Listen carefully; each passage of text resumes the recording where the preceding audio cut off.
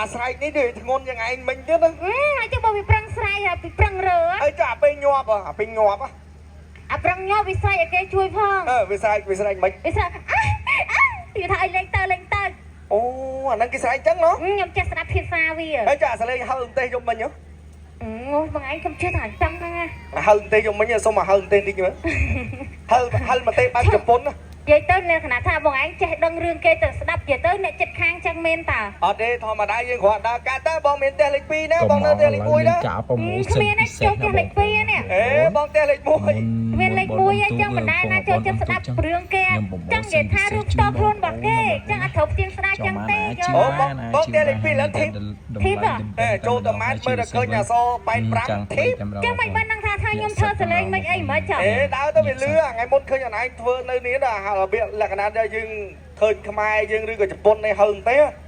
សុំបែបលក្ខណៈជប៉ុនមួយមើលអូជិះបើខ្ញុំមិនមែនជប៉ុនផងខ្ញុំសុភីចង់និយាយថាអនឯងវាបាត់ពិសោធន៍ច្រើនអត់ទេវាបាត់ពិសោធន៍អីបាត់ពិសោធន៍ចង់និយាយក្នុងការញ៉ាំម្ទេសហ្នឹងណាអូបាទយើងសិក្សាពីការញ៉ាំម្ទេសហ្នឹងច្រើនណាបងឯងចេះតែនិយាយអញ្ចឹងណាតែឥឡូវសុំបែបខ្មែរហៅម្ទេសបែបខ្មែរបើសូវខ្មែរអាម្ទេសទូចហៅម្ទេសទូចម្ទេសអាចសាត់ទេបើយើងញ៉ាំម្ទេសអាចសាត់ដល់ពេលយើងញ៉ាំសឡំជូរត្រូវដល់ពេលយើងហៅអូហ្នឹងបែបខ្មែរបែបខ្មែរឥឡូវសុំបែបជប៉ុនអូជប៉ុនទៀតជប៉ុននឹងសុំហិលបែបជប៉ុនជប៉ុនអ្ហ្មងបើខ្ញុំខ្មែរហ្នឹងឃើញថ្ងៃមុនញ៉ាំទេជប៉ុនហៅទេជប៉ុនអូអាវែងហ្នឹងមែនវែងហ្នឹងអាហ្នឹងចូលភាសាវាបាត់អាហ្នឹងចូលអីចូលទៅដាក់មើលជីនមកតើហើយជីមកតើហើយចុះបែបអឺរ៉ុបអូយបានហើយជប៉ុនផងខ្មែរផងបានតែប៉ុណ្្នឹងឯងមិញហ្នឹង